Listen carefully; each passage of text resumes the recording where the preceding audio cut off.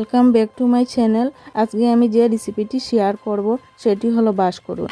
আর এই বাঁশকরুল হলো অত্যন্ত একটি উপকারী সবজি, বা যাই বলুন না কেন অত্যন্ত খুবই উপকারী। এই বাঁশকরুল হলো এমন একটা সবজি, মাংস, ডিম, শুটকি মাছ বিভিন্ন রকমের রান্না করা যায়। আমি কিন্তু নিরামিষই রান্না করব। চলুন বেশি বকবক না করে রান্নাটা করেই নিই। এখানে দেখুন 3টি বাঁশকরুল নিয়েছি। এখানে কতকগুলো ছানা রাতে ভিজিয়ে রেখে দিয়েছিলাম এই বাঁশকরুলে দেওয়ার জন্য, যেহেতু কাঁঠাল বীজ নেই তার জন্য। এখন এই ছানাগুলোকে সিদ্ধ বসিয়ে দেব। এদিকে বাঁশকরুলগুলোকে ছিলে নেব।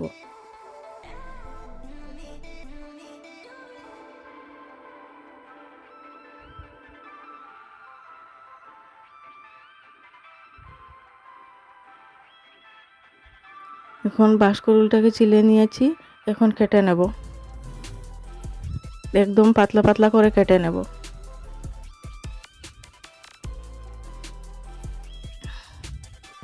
কেটে নিয়েছি, দেখুন একদম পাতলা পাতলা হয়েছে। এখন সামান্য পরিমাণ লবণ দিয়ে দেব, দিয়ে ভালো করে হাতের সাহায্যে কষিয়ে নেব।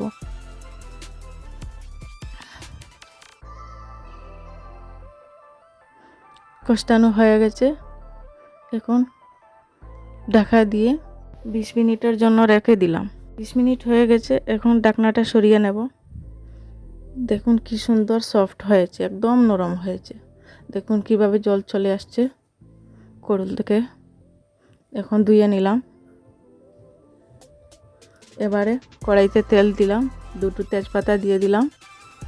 এবারে ধুয়ে রাখা করুলগুলো দিয়ে দিলাম।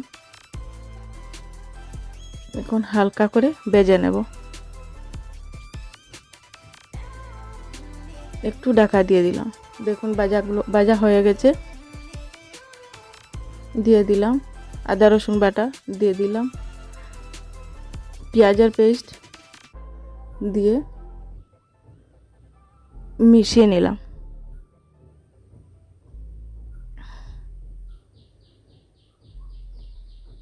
এখন দিয়ে দিলাম 1 চা চামচ হলুদ গুঁড়ো, দিয়ে দিলাম আধা চা চামচ জিরে গুঁড়ো, দিয়ে দিলাম 1 চা চামচ লঙ্কা গুঁড়ো, পরিমাণ মতো লবণ দিয়ে আবারও ভালো করে নেড়ে চেড়ে এখন দিয়ে দিলাম সিদ্ধ করে রাখা চানা, দিয়ে ভালো করে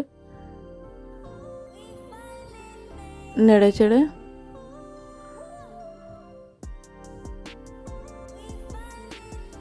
ঢাকা দিয়ে দিলাম। দেখুন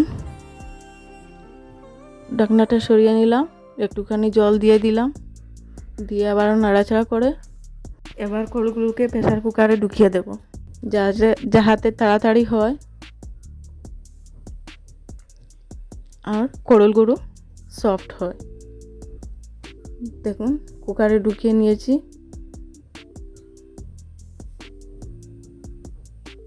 এখন ঢাকনা লাগিয়ে দেব। 3টা সিটি দেওয়া হয়েছে, এখন ঢাকনাটা সরিয়ে নিলাম।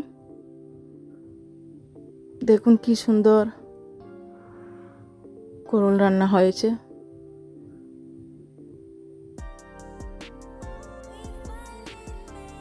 দেখুন এবার দেওয়ারকে খেতে দেব। দেখুন কি সুন্দর কালার, করুলের কালার কি সুন্দর হয়ে আসছে। দেখুন একদম জুম করে দেখাচ্ছি। এই নিরামিষ রেসিপিটি যদি আপনাদের ভালো লাগে তাহলে লাইক, শেয়ার, কমেন্ট করতে ভুলবেন না। এবং এ ধরনের নিত্য নতুন রেসিপি পাওয়ার জন্য আমার চ্যানেলটাকে সাবস্ক্রাইব করে পাশে থাকা বেল বাটনটি বাজিয়ে রাখবেন। আল্লাহ হাফিজ।